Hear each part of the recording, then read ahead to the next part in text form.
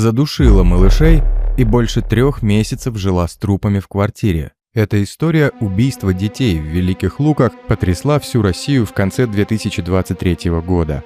34-летняя Дарья Суханова избавилась от 2 сыновей, 1 года и 4 лет, и от 8-летней дочки. Тело девочки она оставила в доме в деревне, а с трупами мальчиков жила в квартире в центре города, неподалеку от отдела социальной защиты. Ни соседи, ни бабушка малышей, ни компетентные службы ничего не подозревали, и несколько месяцев тела детей так и лежали под одеялами, ставшими для них саваном. Одни обвиняют Дарью в неустойчивой психике, другие – в отсутствии материнского инстинкта. В поисках женского счастья.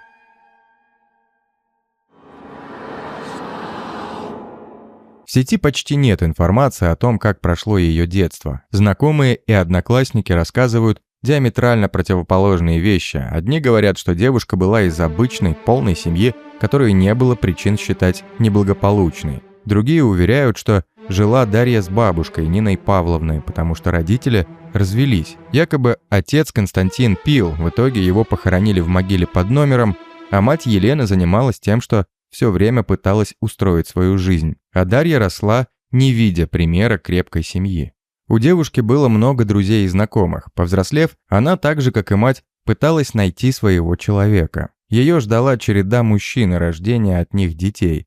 Дарья вела дневник, где писала о том, как же сильно она любит своих мальчишек. «Самый лучший момент в жизни? Их 2. Рождение моих сыновей. Главное ваше достижение – мои дети. С чего начинается идеальное утро? С криков «Включи мультики!» Какой вы видите себя через 10 лет?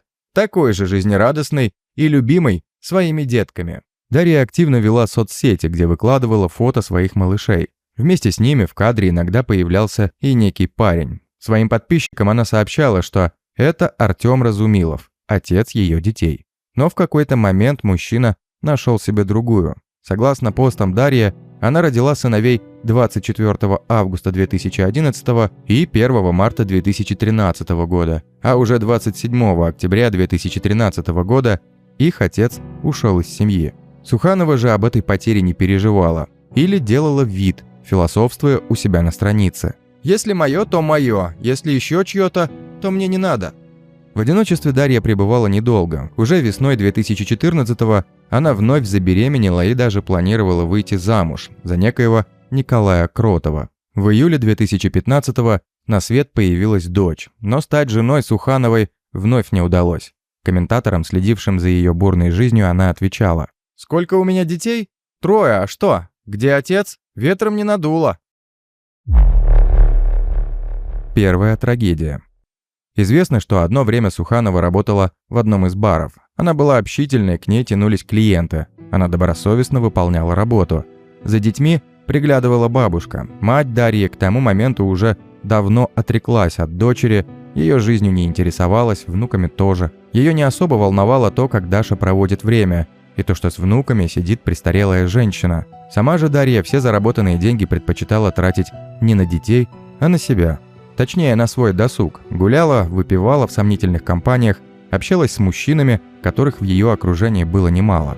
Продукты и детские вещи покупала на пенсию Нины Павловны. Та часто звонила ей, звала домой, но Суханова к детям не спешила, отвечая: «Как ты меня достала? Надоело!» По словам коллег, не отличалась молодая мать и чистоплотностью. Работая в общепите, она ходила грязной, у нее замечали даже вши, но это почему-то мало кого смущало. Трагедия произошла осенью 2016 года. Оба сына играли в прятки. 3-летний залез на ящик на балконе, куда забыла закрыть дверь Нина Павловна. Его силуэт в окне видели соседи и люди на остановке. Они кричали и звали на помощь. Но было поздно. Падение с 6-го этажа стало для ребенка смертельным. Прабабушка босиком выбежала на улицу и упала в обморок. Даша же в это время, по официальной версии, ходила с годовалой дочерью в поликлинику. По неофициальной сидела напротив, в парке, все видела и даже не двинулась с места. Что поразило на тот момент знакомых Дарьи, у морга женщина, потерявшая ребенка, нервничала, но страдающей не казалась. «Она ни слезинки не проронила, это же ребенок, маленький ангелок. А мать стоит истуканом, а потом она и вовсе не вспоминала о погибшем сыне, будто его и не было в ее жизни, говорили очевидцы. Почему-то после этого случая Дарьей так и не заинтересовались социальные службы, а вот родная мать сильно разозлилась. Конфликты по поводу образа жизни у них были еще со школы, а тут женщина просто забрала 5-летнего мальчишку, и с этой минуты он воспитывался в ее доме. А вот месячная на тот момент дочь по-прежнему осталась с Дашей. Видимо, судьба внучки бабушку не интересовала. Говорят, спустя время, когда прабабушка Нина Павловна умерла, Дарью выгнали из квартиры, и та с огромным долгом отошла государству. Никто не замечал странностей. Дарья продолжала менять мужчин и рожать от них. Старший сын жил по-прежнему с Еленой, матерью Дарьи. Сама же многодетная мама воспитывала 4: 2 девочек 8 и 5 лет и 2 мальчиков 4-летнего и годовалого. Хотя слово «воспитывала» не самое уместное. По свидетельствам знакомых и соседей, судьба потомства Суханову не особо интересовала. У детей не было документов, они не посещали школы и сады, их часто били и плохо кормили. Все деньги она тратила на себя и выпивку. Малышам же в лучшем случае доставалась лапша быстрого приготовления, поджаренная с яйцом. О кашах, фруктах и других полезных для роста ребенка продуктах они могли только мечтать. Последний ее сожитель был наркозависимым. Вместе с ним Дарья вела аморальный образ жизни. Они буквально сделали из квартиры притон. Среди гостей были алкоголики и наркоманы, которые тоже издевались над детьми. Одно время Даша даже вела группу в социальной сети, где рассказывала про детские пособия. Но на этой теме, видимо, интерес к материнству у нее ограничивался. Также она часто размещала не только философские высказывания и свои фотографии, но и фото детей со смайликами в виде сердечек. Известно, что как мать-одиночка она получала на детей 60 тысяч рублей, 13 из которых Даша ежемесячно переводила маме за старшего сына, а за свою квартиру не платила. Позже в почтовых ящиках будут обнаружены 2 долговых извещения на 20 и 30 тысяч с предупреждениями о взыскании через суд. В 2019 году Дарья все-таки попала в поле зрения правоохранительных органов. Ее поставили на учет как родительницу, ненадлежащим образом исполняющую обязанности по воспитанию детей. Несмотря на то, что соседи знали о запоях Сухановой и ее подозрительных гостях, живущая напротив семья с ребенком не замечала ничего экстраординарного. Жители пятиэтажки рассказали, что редко встречали Дарью на лестничной площадке или на прогулке возле дома. Некоторые отметили, что женщина выпивала, но в сильном алкогольном опьянении ее не видели, а жильцы соседних квартир подчеркнули, что она была женщиной-невидимкой, потому что ее вообще редко кто встречал. Не волновались о том, как живет многодетная семья и органы опеки, несмотря на статус неблагополучной семьи, так как Дарья раньше привлекалась за смерть ребенка, сотрудники опеки домой к Сухановым не приходили и ничего не проверяли. Интересовался ребенком лишь отец младшей девочки, хотя непонятно, почему сразу не забрал ее, видя, какой образ жизни ведет Суханова. По некоторым сведениям, в июне 2023 года, используя материнский капитал, Дарья приобрела жилье в деревне Мокрики Кундинского района за 700 тысяч рублей. Однако данное жилое помещение для проживания семьи с детьми было непригодно, там отсутствовало электричество. Если в многоквартирных домах соседи зачастую не общаются друг с другом, то в деревнях же люди, напротив, знают о соседях все, стараются познакомиться с новыми жителями. Обычно и сами новички идут на контакт со старожилами. Но не в этом случае. Оказалось, что в Мокриках практически никто ничего не знает о живущей там уже некоторое время многодетной семье. Провалились, а за них приехала машина, вытащила, они уехали. Я еще мужу говорю, ну у нас же трактор есть, к нам не подошли, не попросили, чтобы их оттуда вытащили. И потом они периодически приезжали, может там раза, 2-3, и музыка была у них. Единственное, что я говорила, что, я говорю, как-то не видно, чтобы это есть готовили, все-таки детки там бегают. Новые жильцы ни с кем в деревне не общались. Одни соседи видели их пару раз весной и летом, другие уверяют, что семья бывала лишь наездами, приезжали по выходным. Никто из местных не видел всех 5 детей вместе. Соседи говорят о том, что новые жильцы летом завозили мебель, но отмечают, что с середины августа дом стоит пустой, владельцы так и не появились. Страшная находка. Накануне Дня матери в квартиру, где жили Дарья и 4 ее детей, пришел старший сын. Позже бабушка расскажет, что ключи он взял тайком. На полу стояли пакеты с подтекающим мусором, в воздухе висело зловоние. Но этому ребенок не удивился. Пройдя в комнату, он стал свидетелем дикой картины и тут же позвонил бабушке. Примчавшаяся обеспокоенная Елена обнаружила годовалого и 4-летнего мальчика мертвыми. Их мумифицированные тела лежали в кроватях, укрытые одеялами. Позже в деревенском доме было обнаружено и тело 8-летней девочки. Оно тоже лежало в кровати, в целлофановом пакете, укрытое одеялом. Елена рассказала полиции, что накануне созванивалась с дочерью по видеосвязи. Дарья сообщила, что дети болеют, и по этой причине не показала их бабушке. Детей сегодня будем хоронить, уже детей привезли. Потом уже к ней поеду в больницу. Но вчера она плакала. Девочку возьмет отец, мальчик будет жить у меня, старший, как и жил. Вчерашний день я ей позвонила 11:30, и все было в порядке. Она сказала, дети болеют. И все живы-здоровы. Я даже по видеосвязи с ней разговаривала, она детей мне не показала. Старший сын взял тайком ключи и зашел в нашу квартиру. Зашел туда, это все увидел. Мы видели только одну девочку на кровати, а следователи нашли еще 2 детей. Я вчера только ее пыталась избить, пыталась даже убить. Если дали возможность, так я бы ее просто убил. Кстати, о существовании своего младшего внука Елена даже не знала. А Дарья не могла вспомнить дату его рождения. Утверждала, что появился на свет он дома, и она не стала оформлять никаких документов. К слову, даты дней рождения остальных детей Суханова тоже смогла назвать только приблизительно. Дарью задержали сразу. На допросе она заявила, что все 3 детей умерли во сне. На вопрос о том, почему на протяжении нескольких месяцев никому не рассказывала о трагедии, Суханова не смогла дать четкого ответа. По ее словам, первой на даче умерла старшая дочь. Тогда, забрав мальчиков и младшую девочку, вернулась в город. Когда в апреле не стало мальчиков, она продолжала жить с ними в одной квартире и получать выплаты.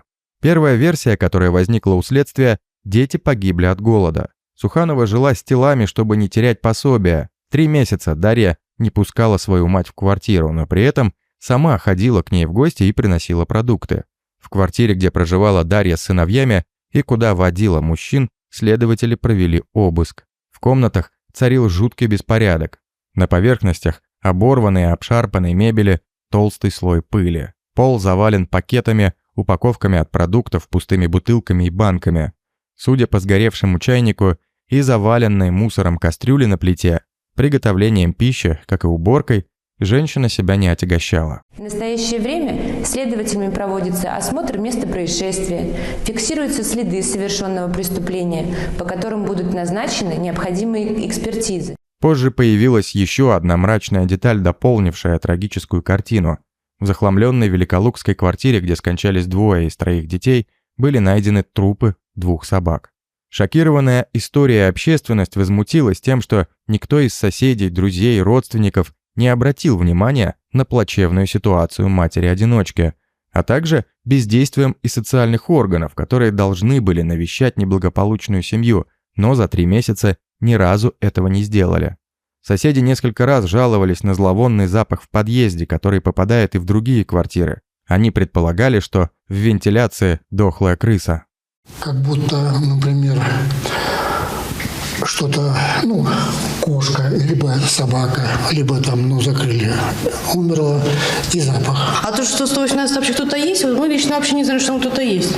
И живет вообще кто-то. В августе месяце я чувствовала, что чем-то пахнет. Но я же не буду ходить по соседям и спрашивать. Устала ухаживать за детьми и слушать их крики. Долго стоять на том, что дети уснули и не проснулись, Дарья не смогла. Она постоянно путалась в показаниях, а в ходе следственного эксперимента все же призналась. Мальчиков хладнокровно задушила. Первым женщина убила 4-летнего сына, когда тот сильно плакал. Суханова закрыла ему рот и нос рукой и не отпускала, пока ребенок не перестал дышать.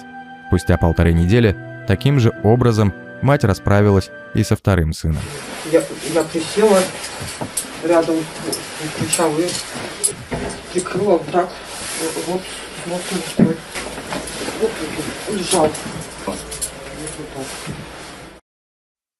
Тела мальчиков она положила на 2-й ярус детской кровати и накрыла одеялом. Устала ухаживать за детьми и слушать их крики. Так она позже объяснила причину своих действий и добавила, что перед первой расправой оставляла детей одних дома на 3 дня. Сама гуляла и выпивала. Сообщается, что единственная выжившая 5-летняя дочь все это время спала на двухъярусной кроватке на верхнем ярусе, которой лежали мертвые братья. По словам Дарьи, она не трогала девочку, потому что ее отец старался участвовать в жизни ребенка и поднял бы шум, если бы с ней что-то случилось. Когда жить с разлагающимися телами в квартире стало невыносимо, взяла дочь-второклассницу и уехала в деревню. Там морила девочку голодом. На фоне этого состояние ребенка в сентябре резко ухудшилось, но мать даже и не думала обращаться к врачам. Старшая дочь болела. Там ей стало еще хуже. Скорую я не вызвала. Впоследствии она умерла. Я это тоже скрыла. Все эти месяцы, пока малышей не было в живых, их никто не хватился. Суханова же продолжала выкладывать фотографии в соцсетях. Бывшие коллеги Дарьи утверждали, что Суханова была не глупа, а достаточно рассудительна и даже хитра. Некоторые соседи считали ее вполне уравновешенной и заботливой матерью. Многим она не казалась психически нестабильной девушкой, способной на жестокое убийство. На допросе и в суде женщина не проявляла эмоций, на вопросы отвечала односложно. Тот факт, что скончавшихся детей она уложила в кровати и накрыла одеялом, говорит о возможном помешательстве. Психиатры не исключают возможности, что у детоубийцы шизофрения или раздвоение личности, и как результат может быть даже вытеснение этих эпизодов, то есть она может действительно не помнить и считать, что дети умерли во сне. Если же подозреваемая осознала, что она совершила убийство, то могла держать трупы дома из-за страха последствий. По словам экспертов, тела малышей могли пролежать так долго, поскольку окружающие не знали и не видели, что происходит в доме женщины. Сухановой предъявлено обвинение по статье за убийство 2 и более малолетних, находящихся в беспомощном состоянии, совершенное с особой жестокостью. На судебном заседании 34-летний подозреваемый избрана мера пресечения в виде заключения под стражу. Сейчас Дарья Суханова находится в СИЗО. Она проходит экспертизы и продолжает давать показания. Также недавно стало известно, что женщина вновь беременна. Повлияет ли это ее положение на приговор, покажет время. Выжившую 5-летнюю девочку передали органам опеки. Ее осматривают врачи, а вскоре начнут работать психологи, так как ребенок долгое время находился в одной комнате с мертвыми братьями. Отец девочки обратился в органы опеки, чтобы забрать дочь. У всех детей Сухановой разные отцы, следователи пытаются установить их личности. По слухам, у Дарьи могло быть не 6 родов, а гораздо больше. Это тоже правоохранителям выяснить еще предстоит. Так это не в первый раз уже, что вот она говорит, у меня одноклассница тоже наша, Светка, жила, в этой девятиэтажке рядом с ней, Светка на 5-м, а она на 6-м. Даша, ты беременна? Нет. Янка заходит, ее сеструха в лифт, у нее живот на нос. Тогда ребенок у нее умер, она 2 дня дома со схватками была и с температурой под 40. Сказали бы еще полчаса и сама сдохла бы. Потом она одного еще в роддоме оставила. А в 9 классе преждевременные роды на 6-м месяце ей мама делала. Это просто там тогда надо было ее еще, наверное, убить. Не доводи до такого.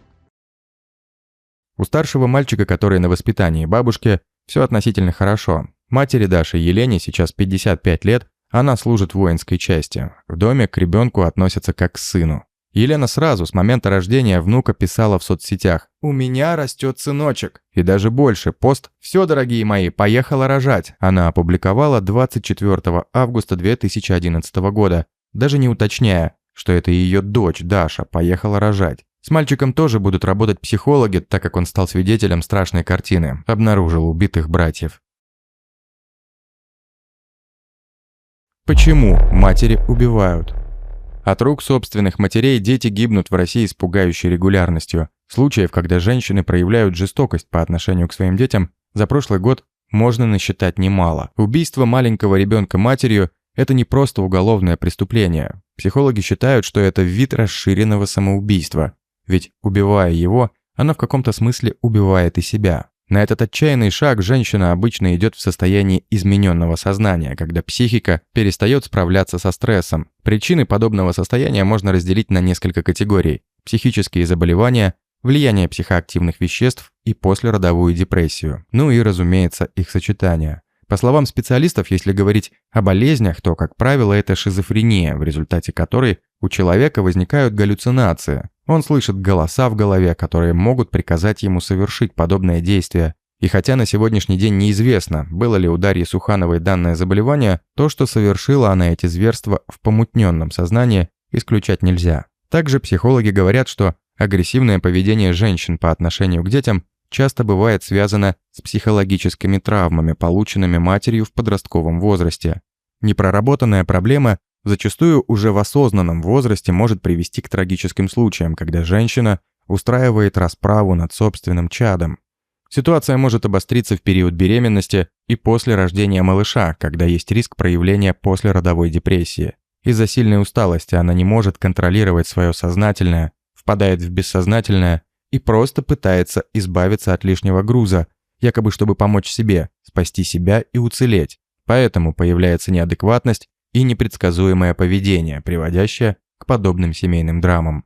Корни проблемы, связанные с материнской агрессией по отношению к ребенку, могут идти из детства. Когда мать делает больно ребенку, это может быть результатом того, что она сама в детстве или подростковом возрасте была подвержена истязаниям, возможно, даже физическому насилию со стороны родителей или близких. То есть срабатывает так называемый семейный сценарий «меня били, а я бью тебя». Женщина-мать – это та же девочка, которая видела шаблоны поведения своих родителей, а свою агрессию вымещает на тех, кто слабее ее. Это дети. Нередко бывает так. Женщина сама приводит к врачам ребенка и утверждает, что тот пострадал не от ее рук. Психологический дискомфорт до предела сужает область внутреннего благополучия.